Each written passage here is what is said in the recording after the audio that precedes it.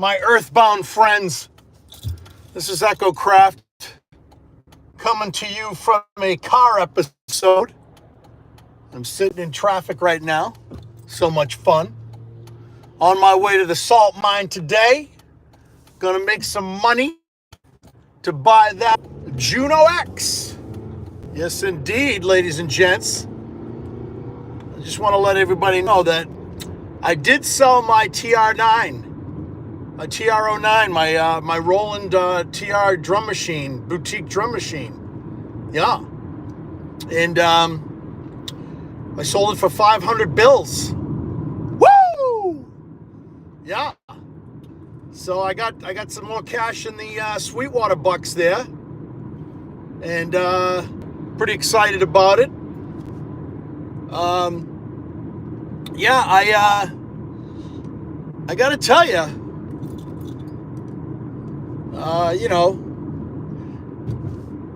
I'm very excited. Sorry, I'm paying attention to the road.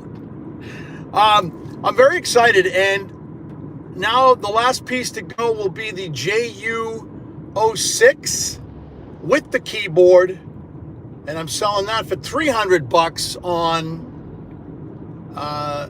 Gear Exchange through Sweetwater. And the reason I'm getting rid of that is because it is basically a miniature version of the Juno 106, but I'm trying to get rid of all these small pieces, even though they're probably better fit for my studio. I'm trying to get rid of these small pieces. One of the reasons too is because I don't like USB connections for power. That's one of the things that kind of bugs me. And the knobs are tiny and things and blah blah blah. Like the SEO2, great sounding analog synthesizer, but the knobs were tiny, and I'm trying to get away from the small boutique stuff, even though it's amazing and I loved it. Having a full-size Juno again would be nice. And I got to rearrange the studio. I have my studio interior designer coming over tonight, which is my niece. She's really good at planning stuff out and measuring things, and so we're gonna work on that this evening and try to get everything straightened out, because I am gonna rearrange the studio finally. I know I've been talking about it and putting it off and procrastinating, and because it's such a pain in the butt, but yeah, hopefully it'll work out. She does really good stuff. Last time she did my studio with me, we managed to fit everything in this little tiny room that I was in the apartment that I used to live in, and I have a much bigger room now in my condo. So, she's really good at that stuff. So, yeah, so that should be cool.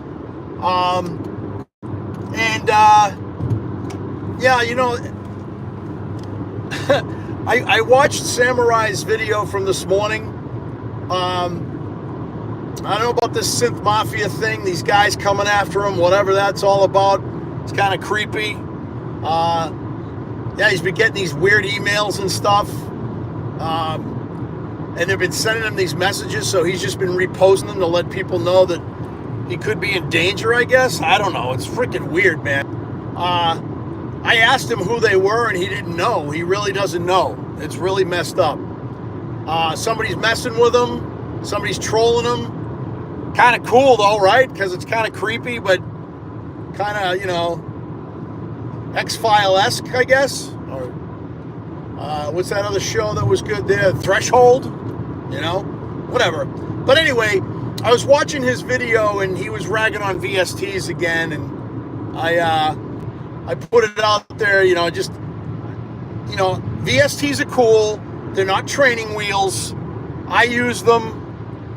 They do help. Again, like I said, if that's all you got and that's what you're working on, cool, right? Because maybe you don't have any space, for hardware stuff. So, again, I like hardware because of that tactile feeling of being able to turn knobs and push faders and stuff like that. and that's why I like hardware. But anyway, I also want to comment, I guess, Synth Seeker said that I had dyslexia because I was calling Kraft Kraft. Well, that's what I call him. And I hope people don't get me mixed up with him because that has happened. Like I said the other day, I had somebody come on my channel thinking I was Kraft, and I said, no, I'm Kraft, and he said, oh, I'm out, and he dodged out. So that's kind of funny, I guess. I don't know. I just I'm a big Kraftwerk fan, and if you haven't listened to Kraftwerk, please do, because Kraftwerk is amazing. So anyway, I chose that because I had an album called, it was called, my project back in the day was called GRC, and I named the album Kraft because I thought it was kind of cool. Kraft is a spaceship that goes out into the galaxy and basically finds frequencies in music from uncharted worlds. That's where I got the concept from. And Kraft, I believe, means, in German, I believe it means work. Somebody correct me if I'm wrong. I don't know, work, or I don't know. Anyway, I thought it was cool, and spelling it with a K I thought was pretty cool because it's very German. Yeah. Get on the chopper. Well, that's Austrian, I guess. I don't know. Anyway, get on the chopper now. It's a tumor. But anyway, wow, there's a guy driving absolutely erratic right now. It's amazing what you see on the highway, man. Anyway, so back to the, I just want to say one thing. I guess I'm not even pronouncing this guy's name right. Mateo, and Miles Away, and Kraft. I call him Kraft, Epsom salt, whatever. I guess these guys, we watched the video. They went head to head. Samurai and I had some pretty intense comments about it. Again, it's blown up some serious drama on the in the synth community, which is kind of funny because it's about synthesizers, man. Why has everybody all got their panties in a bunch, right? And it affected us. We got pissed off and annoyed, and we commented, and now look at us, right? Here we are. I just want to say, like, whatever, man. The Mateo guy, whatever, Holtz TV, I guess is what he goes by, or that's the name of his band, I guess. I don't know. Very talented man. He got his panties in a bunch over that. He said some things that were pretty good, and he said some things that were pretty rude. And then you had Epsom salt. Basically, he's the one that baited everybody, like we said, right? And then you had Miles Away turn around and say the things he said, and then he denounced the Behringer boys, right? So, I don't know, man. Listen, just buy the stuff that you like. VSTs, hardware, expensive, not expensive. You're always going to have that, fight about Behringer being cheap and all this other stuff. And I own Tundra equipment, and I've always have. It fits my lifestyle and my budget. VSTs are fun. They've come down in price, a lot of them. I use everything. I have a few expensive synthesizers.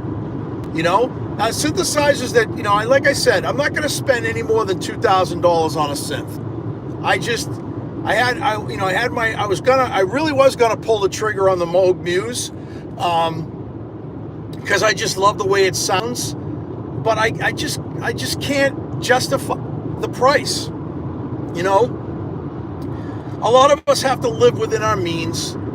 We have to live, we have bills, we have the lifestyle, we have, we have wives. Not that my wife would give me a hard time about anything, but is it worth dipping into the bank account or putting it on a credit card and going in debt that way because you gotta have it? You gotta have it. You gotta get that gas filled, right? And I just don't see that happening. Just like the peanut butter and jelly 12. I don't really like the PB12. Sounds okay. Again, not my cup of tea.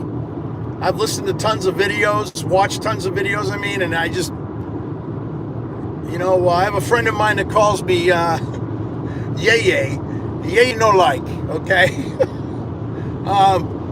So I just, whatever floats your boat, man. If you can afford those items and you want to put them in your synth collection and you want to make music with them and stuff, cool.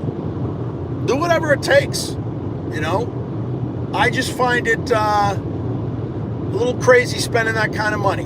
And I'm not putting down companies that are spending that, money on R&D and the teams that they put together to build the stuff. And, I work for a tech company and they spend a lot of money on R&D and, put out a lot of good products and, but I look at it and I say, you know what? I'm not going to spend that kind of money myself. That's all I'm saying, very talented people put things together. And I'm going to say this too. You know what? Everybody disses and poo-poos Behringer. A lot of work goes into what Behringer does. Okay? So, they don't just clone things. Like there's a machine out there, a cloning machine.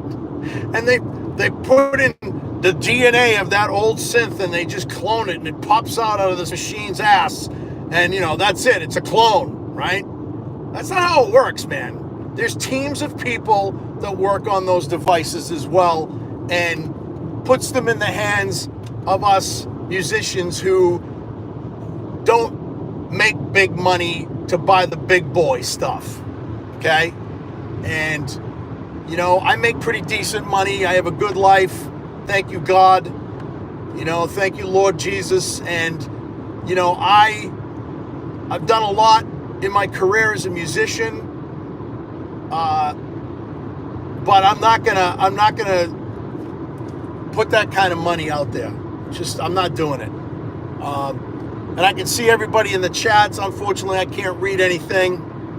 Hi guys, love y'all. I wish I could see.